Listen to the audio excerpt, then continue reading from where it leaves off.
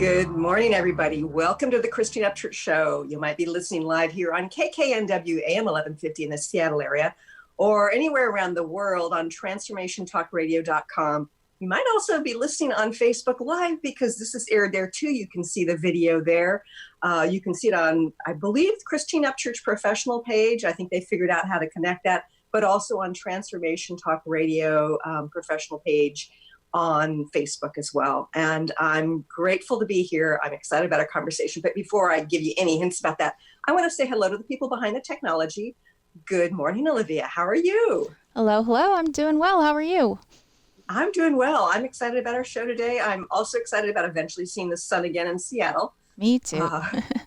Yeah. And hello, Benny. I missed seeing you in the studio every week. How you doing? I'm doing very well. Miss you too. And Olivia, you know you're always welcome. Just not like throwing you like you can't not come in as well. I think we should have just a big old party. We're gonna have to after all what we've been through this year already. Jeez Louise. You know, and you know, things are starting to ease up in terms of the regulations here. And I never thought I'd put it in these terms, but I'm really excited about something that I'm doing this weekend.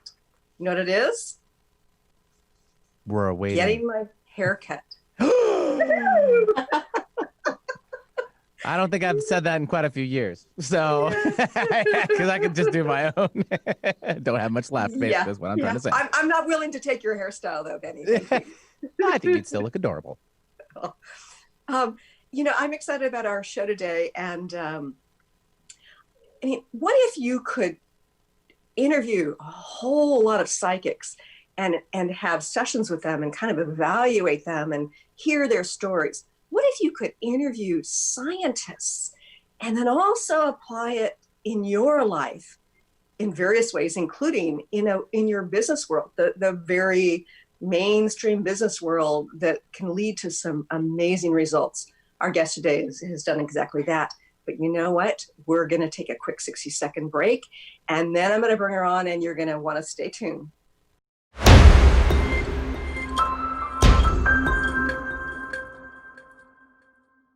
Welcome back to the Christine Upchurch Show here on KKNW and Transformation Talk Radio. I'm really excited about our guest today. We're going to be talking to Mary Ann Bohrer, and she is in public relations of all things. She's a PR professional. She's a communications specialist, and she's an intuition advocate, which I think is really important as we step into this next stage of our evolution, which is really about integrating that psychic and spiritual energy into our workaday world and our everyday home life as well. And she has interviewed some of the most gifted psychics and intuitives in the world. She's also interviewed the top scientists, you know, working with that left brain as well, and researchers, and even a Catholic archbishop regarding the topic of intuition. She has been on, she's #1 in one of the, I think, spiritual self-help category, new releases on Amazon for several weeks. Her book is hot, and the book that I'm talking about is The Gift Within Us. I'm not sure, I can't see myself here, so hopefully that's coming in pretty well. Intuition, spirituality, and the power of our own inner voice. I'd like to welcome our guest today, Mary Ann Bohrer. Hi, Mary Ann. Welcome. Hi, Christine. Wonderful to be here. Thanks so much. Yeah, the book has only been out for a couple of months, maybe going on 3, and it's done very well. I think primarily people are really seeking now. And the fact that at their fingertips, they can communicate with, you know, our guides or get all this divine wisdom shocks people, but they need it more now than ever, really. Oh, absolutely.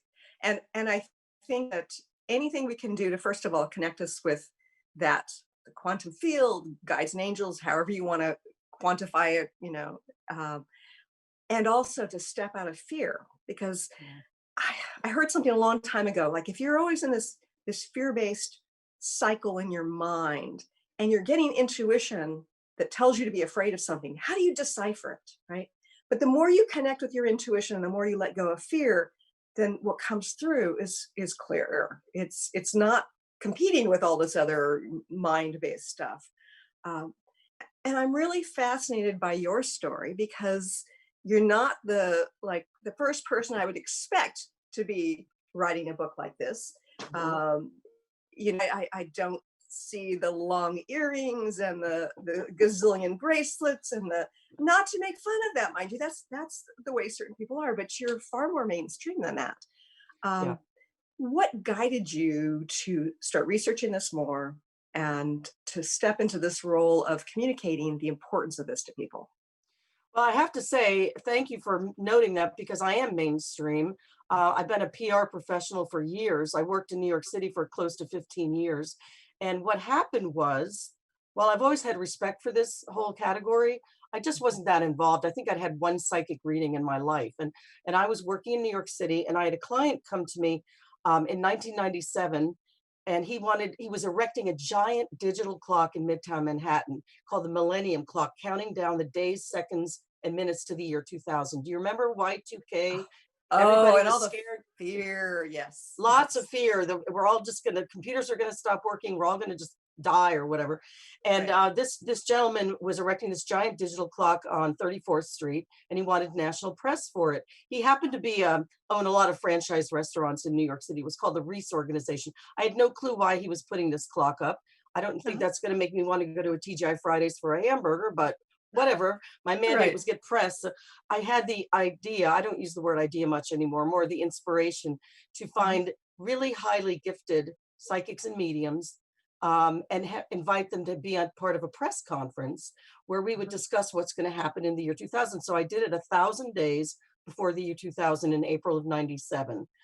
We had held it at a TGI Fridays. I sat the different intuitives at different tables, kind of speed dating style, and Uh-huh. 75 journalists showed up to this thing. That's a lot of journalists, including That is. the Wall Street Journal, the CBS News, as well as like Inside Edition, Entertainment Tonight, and those types Uh-huh. of media, a long media list. And they could spend 3 minutes with each intuitive. They could ask personal questions. They could ask world event questions, celebrity questions. The reason I mention this story is, yes, it was a great success PR wise. It got national, even global press. But I mentioned it for two reasons. The guy from the Wall Street Journal came up to me afterwards, and he was kind of shaking and he was pale. And he said, Mary Uh-huh. Ann, I confess I came here to make fun of these people, as did some other journals. He said, but they were so accurate, I'm still in shock. And the other reason I Wow. mentioned it, I became friends and still am with a number of these highly gifted people. And Uh-huh. as a communicator, as you are as well, I was kind of irritated over the years at how they were perceived, or I should say misperceived by people in the Sure. media. They all had to be fakes or charlatans or soothsayers or something silly, and Right. and I knew of many of them struggled as young people. Some were bullied.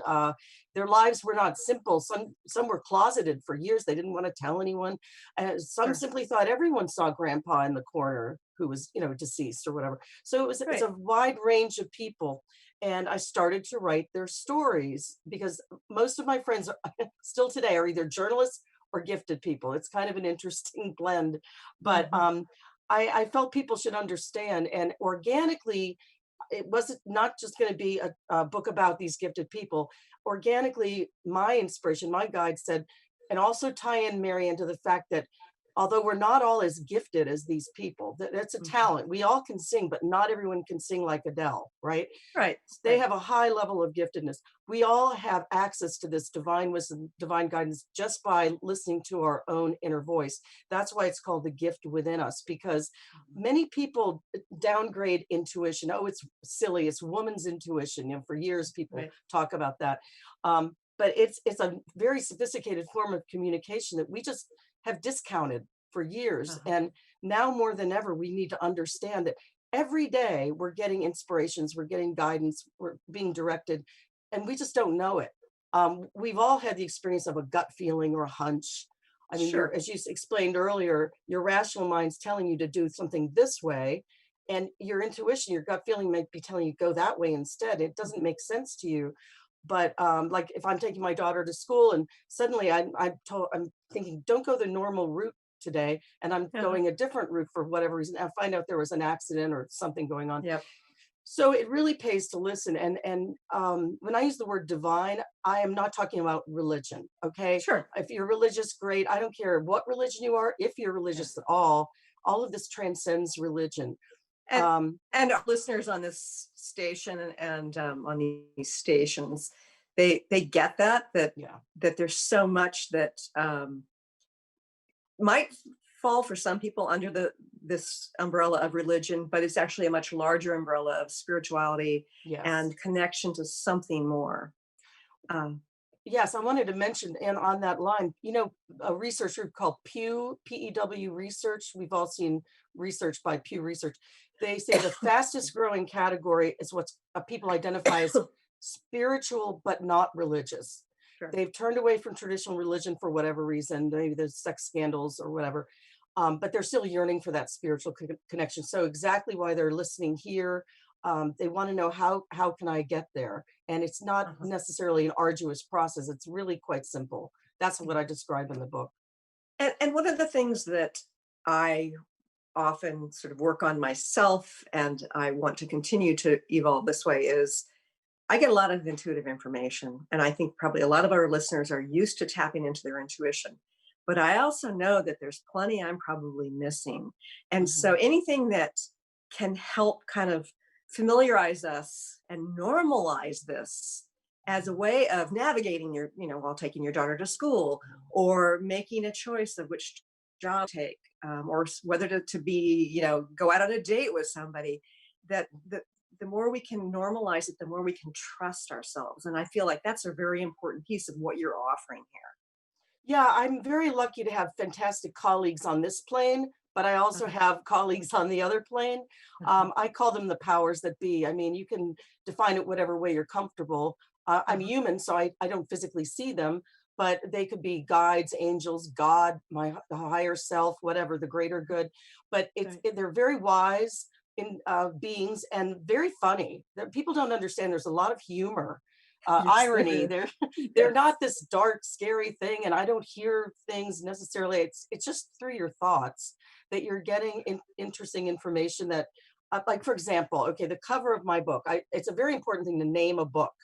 The Uh-huh. cover, the bow, that came to me, and I give them Right. credit. The name, The Gift Within Us, came to me. I didn't Uh-huh. want a new agey looking cosmic book.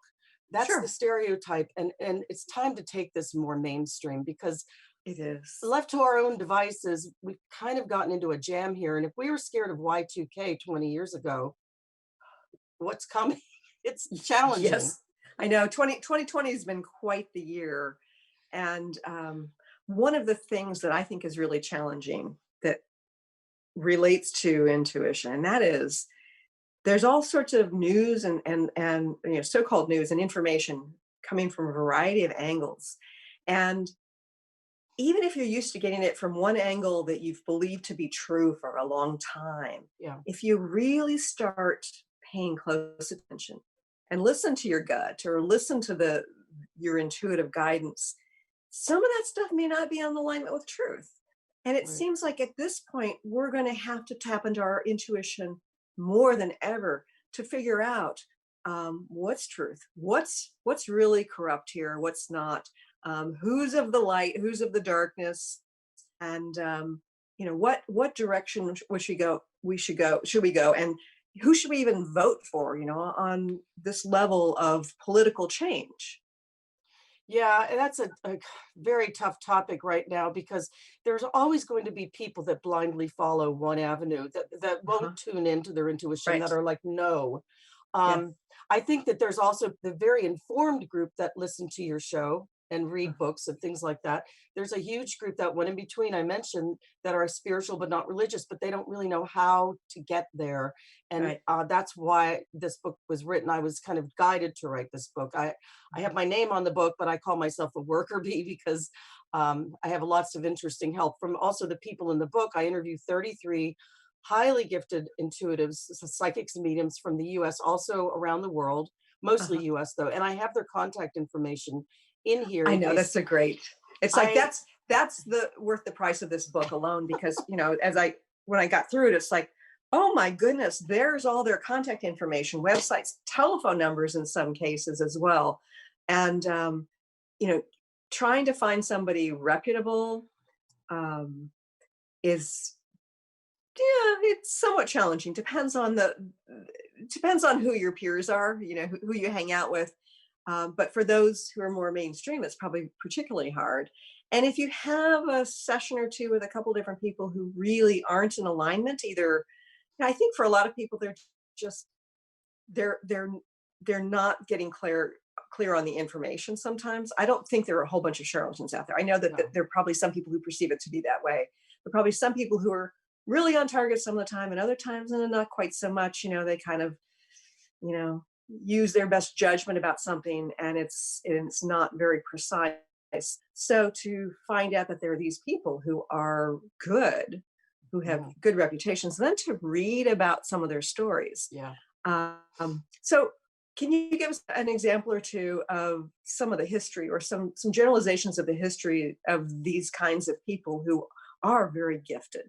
Well, I will say that I didn't include it in this book. I'm actually starting the next book. I can't believe I'm saying that, but I found that in my experience, and I've had a lot of experience, there are three groups.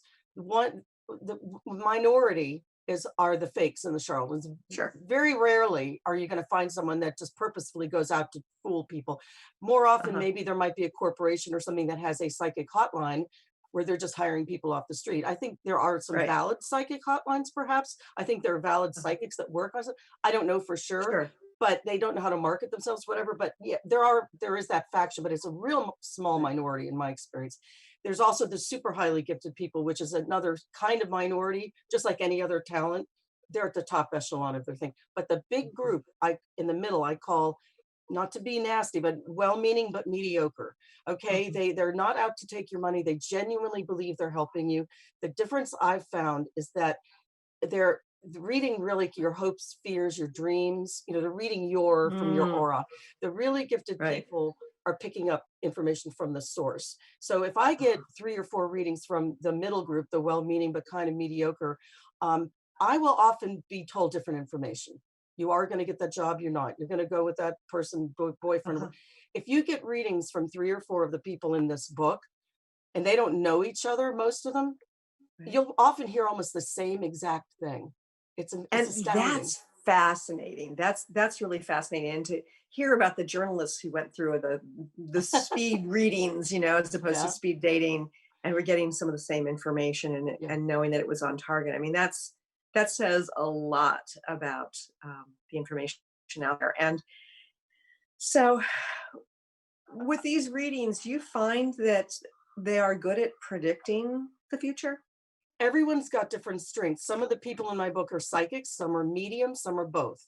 Some Let's are talk about the difference between psychics and mediums. Well, psychics are picking up information about us, our past, our souls, our future, etc. Uh-huh. Medium and there are people that can do both of these things. Uh-huh. Mediums are communicating with our often deceased loved ones. Okay, Right. and you're getting this amazing information that no one would have any other way of knowing. So Uh-huh. there's quite a difference. Some people have the ability to do both. Some are strictly in one camp or the other. Yeah. Um, and they're all very helpful. I mean, I can tell you a couple of examples of interesting readings that I have had. I'll give you one. Paul Asdick, who's from Australia, who's in Uh-huh. my book. Everybody's alphabetical order. I don't rate these people. It's not my place. I can tell you though that they're all excellent and they're all high integrity people. But I Uh-huh. remember I would do 2 interviews with the people. I would be referred to them through really Mhm. good people, other gifted people or scientists who study Uh-huh. psychic ability. And I would do first, I would have a reading and I would tape it. And then maybe a week later, I would interview them about their life. The reason I had the reading was I didn't need another reading. I've had a lot of readings, but Uh-huh. they all act differently when they're doing a reading. Some have different strengths or ways of expressing Sure. themselves, but I keep my mouth closed and I let them just tell me. And Mhm. Paul said to me initially, Mary Ann, you're one of 3 siblings, right? And I have a brother and a sister. And I said, yes. Mhm. He goes, but there was another child, a boy named Michael, who died at a very young age. And I got goosebumps because my mom had my sister and then this Michael, who I never met, who died at a year and a half of pneumonia, and then my brother and then Um, me. And no, we never mm. speak of it. It really was hard on my mother, as you can imagine. Oh, I'm He's sure. Oh, terrible, but he says Michael's around you, and he's helping you with this book, and he's around you with love. And I was like, there's no way that anyone could know this. Um, sure. it's just pretty amazing. Another medium, Virginia Centrillo, told me something interesting at the beginning of my reading. She said, "You live in a house with two very big trees in the front yard, which I have two big sycamore trees." She said, "And an old Mm. couple lived there before you." And I said, "Yes, an old Mhm. couple did live here. He died and then she died." And she said, "Well, their names are Bernice." Now, who gets the name Bernice out of the air? But her name was Bernice, and his name is Adolf. And I'm right away thinking his name is not Adolf. His name, everybody knew Mickey and Bernice, Mickey and Bernice. So I'm Uh-huh. telling her, I take it with a grain of salt if I'm hearing something that doesn't make sense, but I Sure. still, As a I said, rational person should do. Yes. I said, I don't think so. She goes, "Well," she goes on with the reading. And at the end of it, I go and I turn on my computer and I'm typing in the address where I live. And I look at, previous owners, and it was Adolf and Bernice Markovsky. He was Jewish. He hated his given name. No, Oh, I don't yeah. even think his Yeah. daughter knew his given name. He went by Mickey. So, I mean, there's so many stories I could tell you about. My daughter was born 2 years after my mom died, and she knew my daughter's name, my daughter's middle name. She could describe her room to a T. The room with the stars on the ceiling. Wow. She has glow in the dark stars on the ceiling. And she goes, Yeah. "I love what you did. The wall behind her headboard has all these beautiful butterflies appliques on it." And they also Wow. tell me funny things. My mom said she died. She was overweight. She had sciatica, a lot of pain. She goes, "I Uh-huh. look like I'm 32 and I have a little tiny waist." And she's very funny, my mom. So she didn't die tragically. I mean, she died. I was happy when she crossed over because she was in Mhm. pain. But she goes, "Your dad and I play pinochle with our friends." I mean, I've been told the most wonderful things. Um, that I share in the book about Uh-huh. the afterlife, and it's all positive, it's all loving and fun, and I mean that's why there's a lot of light. I've been told, it comes from this book, and there's a lot of humor and there's a lot of positivity that's coming out of it, and as Yeah. opposed to the way the media portrays it all as scary new age stuff and Oh, yeah. hauntings, and Yeah. I'm so Right. tired of that. I am too. And it's interesting that she talked about being 32 because I remember once years ago after my mother-in-law, my ex-mother-in-law had passed, I was really close to her. And it was probably about a year after she passed. Now, she had divorced my ex's um, father decades before, and she remarried and everything. And I'm lying on an acupuncture table, and all of a sudden I see her, and she's like really young. And I always knew her with short hair. She had long hair kind of wrapped up like that. And she was standing with her ex. And they were like very lovingly, watching over me and watching over their grandkids who were with me. And it's Hmm. just this concept of, first of all, they get to appear, I guess, in whatever way they want to, the Hmm. skinny waist in the 30s or whatever. But also that when they pass over, kind of like they were getting along, which is found kind of interesting. Yes, I've been told that people that you've had maybe traumatic experiences with, maybe Uh, in the previous life or when you're in the non-physical, you make an agreement. Somebody told me the other day that they knew someone that made an agreement with someone they love very much. "Well, we're going to come into this life. You're going to be my mother who abandons me or treats me uh-huh. poorly." And the person's like, Wow. Yeah. "No, the spirit," but they did. And they had this agreement that they would go through that together. And I don't know. I mean, I'm researching the next book. I'm learning even more things than I've learned Uh-huh. before. But it's all good. I mean, people are good. Even people that I guess you've had abusive situations with, somehow in the other realm, it's okay. I Mhm. That's another book, I think, that topic. Yeah. And it really, and I think you may have said this, or somebody you interviewed said this, that it's really clear that Earth is a school, right? That it's it's not home, you Hmm. know. We go home to our family or whatever, but that this is a place to explore. And anyway, when we return, I'm going to want to talk to you about what are some of the approaches you recommend for us to get in touch with our intuition. And I'm going to have you share a couple of your own personal stories, because it's not just about these highly gifted people. You've Hmm. applied this in your life and have had some amazing results. So stay tuned for more on the other side of this break.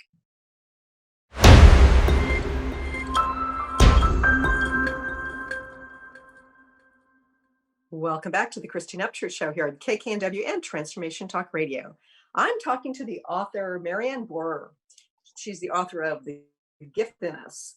We're talking about the gift of intuition that everybody has and that everybody can access. Before we get into some of the hows, Mary Ann, I'd love for you to share your story of how you utilized your own intuition within the context of PR, which is really surprising, and you had an amazing result. What happened? Well, I was working at a very big PR firm, one of the top two in the world, called Hill and Knowlton. Essentially, it was a great job. I was essentially, though, promoting like Frito-Lay and potato chips and things like that. And it was not very Uh-huh. you know, good soul food. So I thought, well, we're allowed to do pro bono PR. Back in the 90s, when I did this, battered women, domestic violence, no one talked about it. It was before O.J. Simpson and all that. And in fact, they blamed the woman. They said, well, why doesn't she leave? That was like Yeah, how people thought of it, right? right. So I saw this lady on TV talking about a 800 number toll-free hotline for battered women. Back then, it was important. 800 numbers were not something you could see on a phone bill. So if a woman was being beaten up by her husband, instead of calling a local number, which he could see, 800 number was good. So I called the lady and said, do you mind if I do free PR for you? And she said, great. So for the Uh, next couple of months, in addition to promoting, my job, potato chips and different things like that, Sure. I started getting her on television, Today's Show and other things. I get a call out of the blue. They're a nonprofit, a 501c3 out of Michigan at this point. So I get Uh-huh. a call from a guy named Larry Lux, who was at Johnson and Johnson, and he said, "Mary Ann, you're the person doing PR for the hotline, kind of pro bono." I said, "Yes." He said, "Did you not know that the hotline is 100% funded by Johnson and Johnson as part Oh, of a wow. cost marketing program called Shelter Aid? If you buy feminine protection project products like OB tampons, Stay Free pads, a portion goes to fund the hotline." And Lindsay Oh, Wagner, the Bionic Woman, is our oh, spokesperson, paid cool. spokesperson.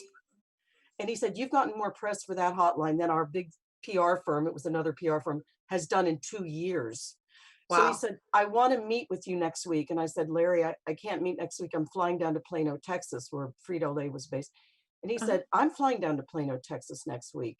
And I said, "What day?" And he said, "Wednesday." And I said, "We're on the same flight," which was kind of bizarre. Amazing. So Yeah. we sat together, and in the 2.5 hour plane ride down to Texas, he said, "Here's what we're going to do. Write me a formal PR proposal. I'm going to fire the big PR firm, I don't want to say their name, and hire you." And I Uh-huh. did so, and my income instantly quadrupled. I earned 4 times Wow. more suddenly, and here I had been doing it for free. So And you shifted from working on potato chips to working on something that meant something far more to you. well, it was so professionally gratifying and spiritually gratifying. I mean, Anna Quillen, who wrote for the New York Times, flew with me to Michigan to the hotline. She wrote a big story about it, thanking J&J for funding it. Mhm. Every magazine, except for one, I won't mention which, thought it was an ugly topic they didn't want to cover, but every other magazine wrote about it. Brides magazine wrote a story, what to watch out for before the wedding bells, urging young women to run. And here they make their money selling China patterns and gowns. I thought that was very. Sure. Time magazine did a cover story on battered women, for me, and it was so great. And I love doing it. But after about 2 years of doing this, Larry Lux, my client, called and said, "Mary Ann, I have to move back to the Midwest. I'm leaving J&J. My wife has multiple sclerosis and she wants to be close to her Oh, family." So mm. sadly, Larry was leaving, and his replacement called me 2 weeks later and said, "Mary Ann, we're going to be cutting funding for the hotline.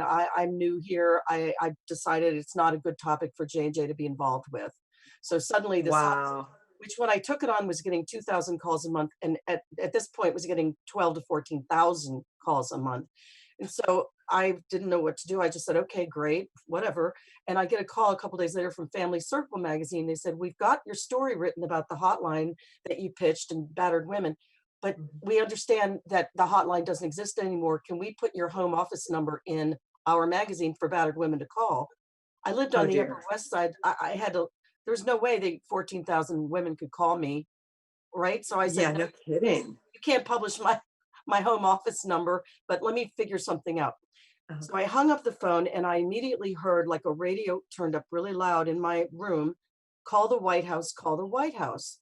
And I'm looking around like, who's talking to me? And I Uh-huh. immediately thought, okay, it's happened. I've lost my mind. That's the only explanation for this. The next day, this happened late in the day. The next day, I thought, well, what can it hurt? I called the White House. I actually got through a woman named Julie Cook, who is Mrs. Bush, the white-haired Mrs. Bush's Sure. assistant, Yeah. and she said, "Come in for a meeting." And since I was flying to DC on my own dime, my pitch was, we need a federally funded toll-free hotline. It shouldn't be up to a corporation to fund Right. this. So I also met with Joe Biden's office, Senator Dan Coates, and Congresswoman Connie Morella, and told them all the same thing. It's time for a federally funded hotline. And they Right. were gracious, and thank you for bringing it to our attention. And Congresswoman Morella said, "Mary Ann, I'm going to put in what's called a concurrent resolution to get the ball rolling to get federal funding for this hotline." Uh-huh. So fast forward about a year and a half later, I'm at the Hilton Hotel in Midtown Manhattan at a luncheon in their ballroom for women honoring other women. And there's Jane Pauley over there and other celebrity women. And I'm sitting there in this darkened ballroom, and Tipper Gore's at the podium. Now the Clintons were in the office now. And she says, and I'll never forget, she says, "And I'm proud today to announce that we're the first administration to fund a federally funded toll-free domestic violence hotline."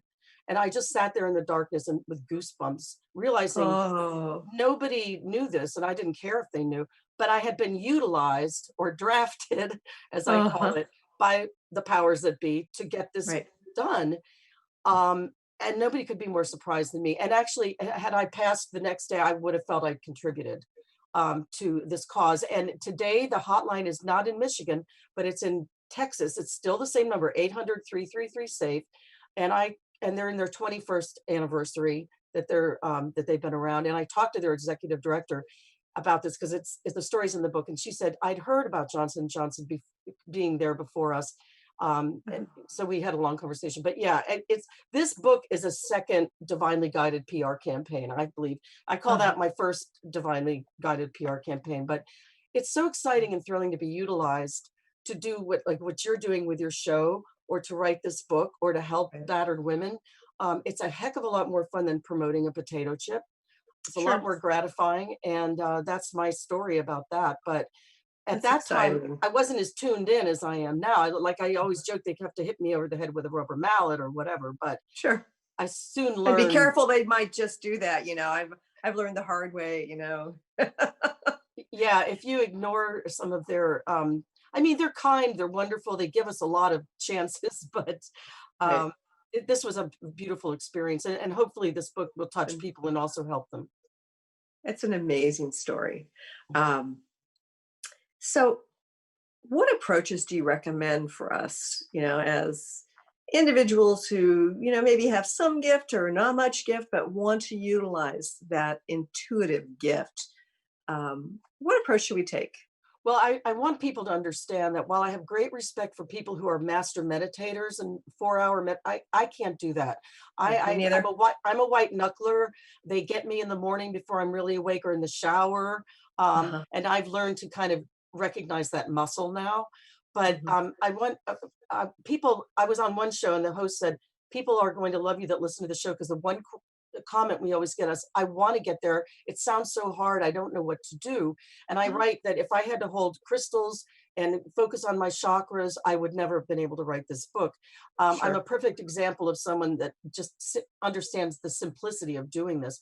And so Mhm. I basically, the really biggest tip I have to give to people is, yes, even if you're a white knuckler, you have to be quiet your mind just a little bit, or Mhm. wake up, think of what you're getting right then before you can really start thinking. Sure. Yep. The biggest tip, and many people cannot achieve this, Christine, be humble, take your ego down a few pegs, and just listen. Humility Mhm. is not a strong suit for many of us, especially in this country.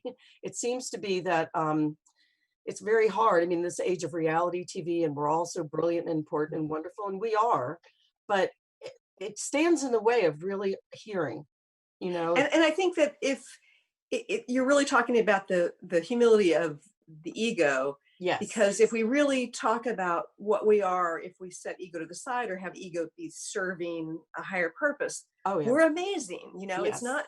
I mean, that we have such potential, but it's really about the ego with the external power that it seeks that can get in the way.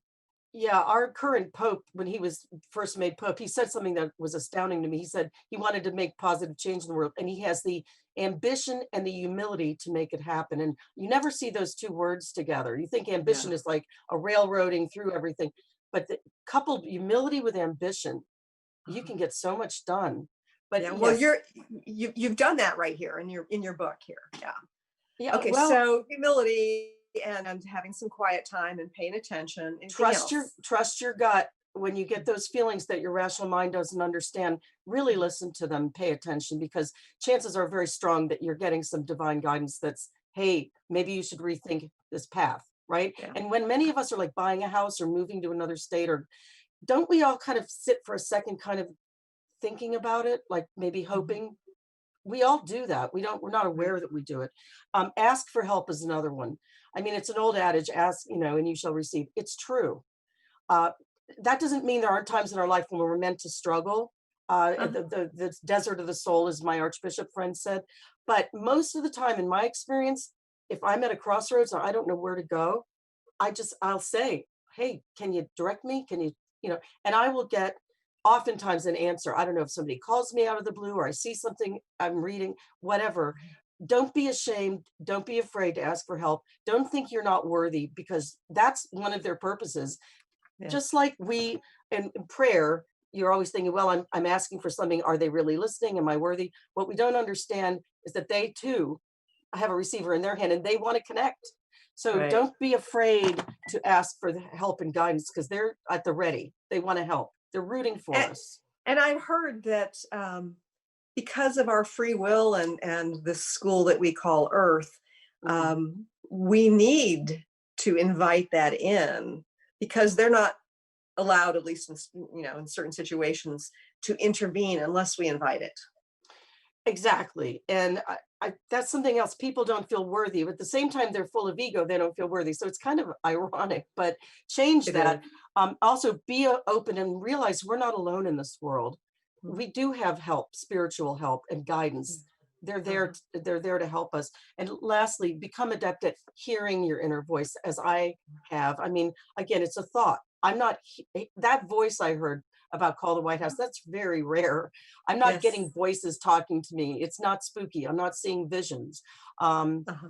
and part of that is, I mean, maybe if I wanted to, I would start doing that. Some gifted intuitives I know as children, they would see visions all the time.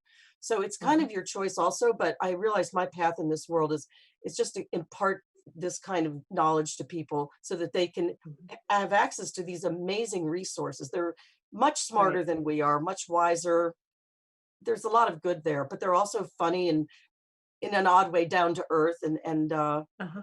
we need to know that wonderful resource is right at the ready. So that's kind of those are my 6 tips. I mean, they're super simple.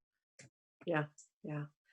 And before we go any further in the conversation, because this hour is flying by, how can people connect with you? How can they find their way to your book? Easily, if they go to Amazon.com Mhm. and they just type in The Gift Within Us or my name, Mhm. Mary Ann Bohrer, that's Bohrer, they will find it. It's right there. Also, Mhm. they can go to my website, which is simply my name, www.maryannbohrer.com. And And there's it's more information. ANN, no E. And Just no kidding. E, and yeah, nobody has the name Bohrer. I mean, I shouldn't say nobody. It's a very Uh-huh. unusual name, so it's easy to find me. But the gift within us will bring you there as well. So yeah, thank you. I also have an Instagram and a Facebook page, but Uh-huh. and if people want to connect, that's great. I'm open to conversing with anybody, or they can reach me through Uh-huh. Facebook. Go on my website. But Great. yeah, the book Great. is easy to find on Amazon.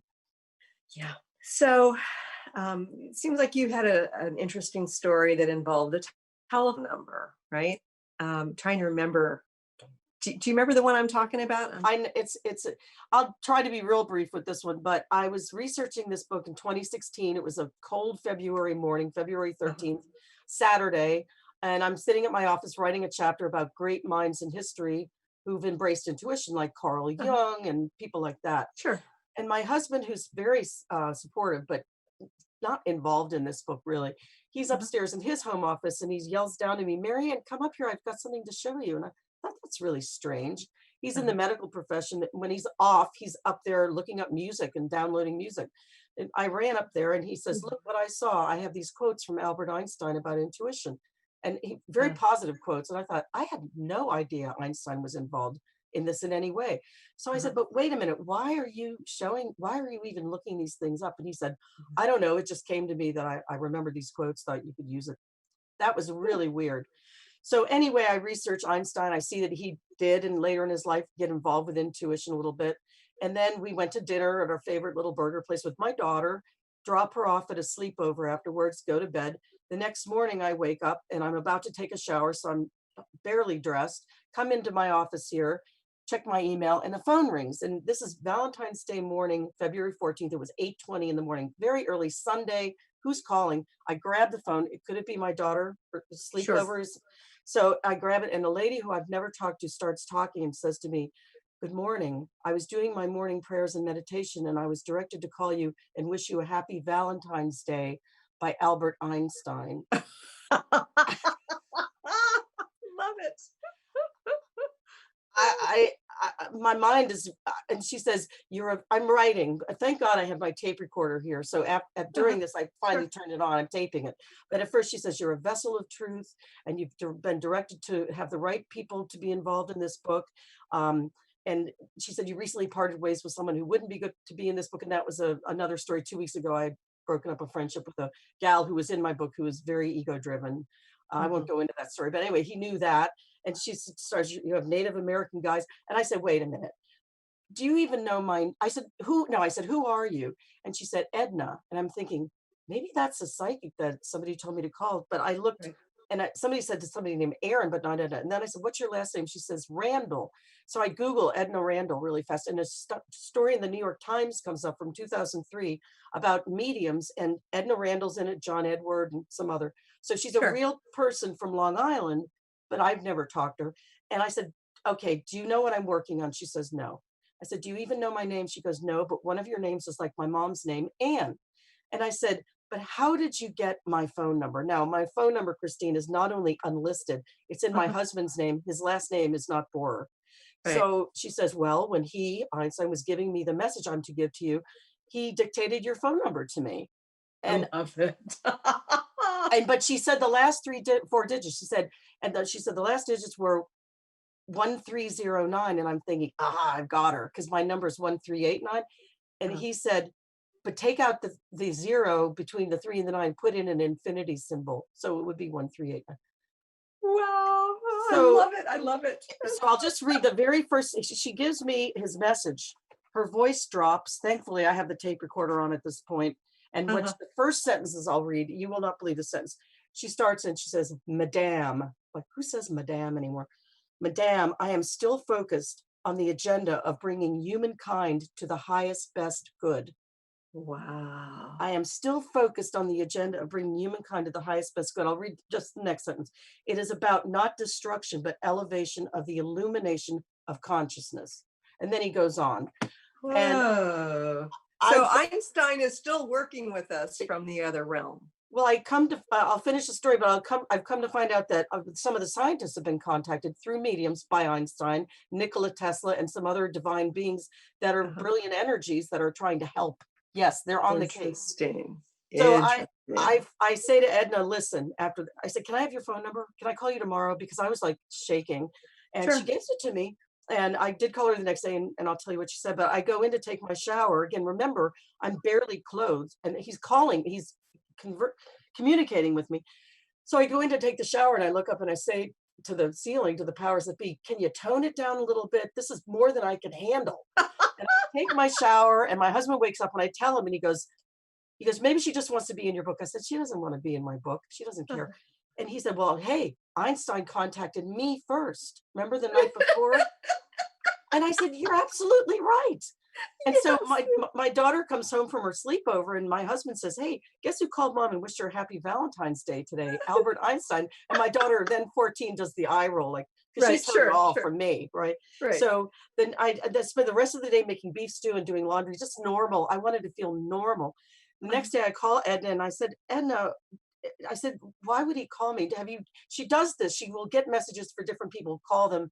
And if they don't understand, she's like, I apologize for bothering you. Maybe it's not time. So she says wanted to confirm that what you're working on is going to help many, many people and that you're on the right path and that he's Wow. involved and all this other. I'm like, okay. And I talked to her again like a year later. And I said, can you, because I didn't have a publisher yet. And I said, Edna, if you talk to Einstein, can you ask him about she says, he's listening right now, Mary. And I'm like, ah. So, but I wasn't going to That's put the great. story in the book, Christine, because Oh, I'm so glad you did. as a PR person, I thought people would think I'm nuts, but I write at the beginning, you might think I'm crazy, but this really happened. And I have a similar story, not with Einstein, nobody famous, but I was working as a part of a teaching team. We were training 350 people to facilitate healing, train them to be healers. Mhm. And it's always this highly charged situation. And scientists had shown that the room would get charged before we ever showed up. And there was, Bill Tiller's was showing that we had all this negative entropy, which is a really positive thing. And, we've done before, after kind of scientific experiments, but the process itself is pretty amazing. And at one point at the end of the first full day, I stepped out of the room and I'm just standing out there and all of a sudden my phone rings and it's like, it's an unidentified number. Right. And I'm thinking, I don't answer my phone when, I'm busy working, and something told me answer the phone. Hmm.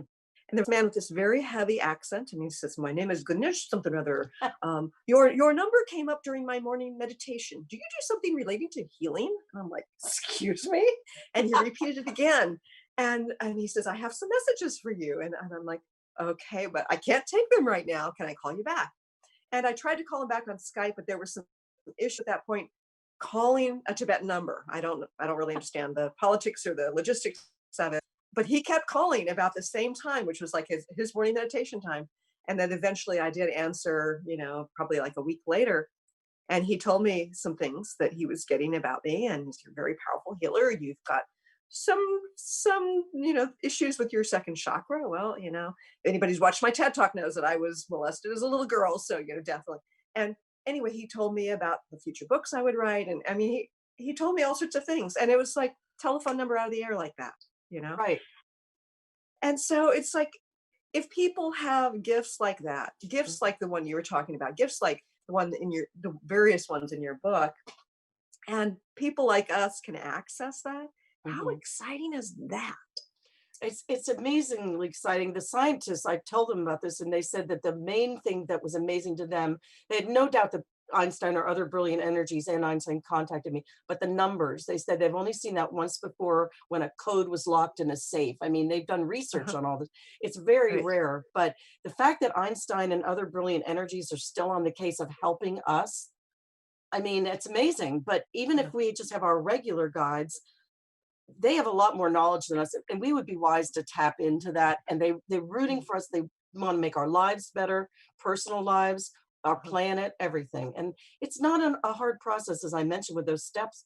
You being a little humble and listening, taking a few moments. You don't have to be great at meditating. I want to say one quick story also that they gave to me. We've got like 1 minute, so. Do you very remember in The quickly. Wizard of Oz, Dorothy went through all sorts of crazy rigmarole to get back to Kansas? And at the end, Glinda comes down and says, "But Dorothy, you've always had the power to go back to Kansas." And she clicks her. We all have it right here. We don't have Yeah. to be master meditators. I mean, if you can do it, great, but it's available to every one of us. Yeah. And I do love that message that you've got about, you don't have to jump through some of the hoops that so many people teach. Mhm. It can be while you're sitting in traffic, the stop and go traffic, just being in that place of openness, while you're waking up, as you were saying before. It's so exciting. And I think that there's some fascinating information in your book. 33 different people, and you've got the contact information in here. So if you read one of the stories about somebody you really like, you now can connect with them, which is great. So I want to Exactly. thank you, Mary Ann, for doing this, for bridging the mainstream and the woo-woo in a way that's going to help many. So thank you. And thank you for being on the show today.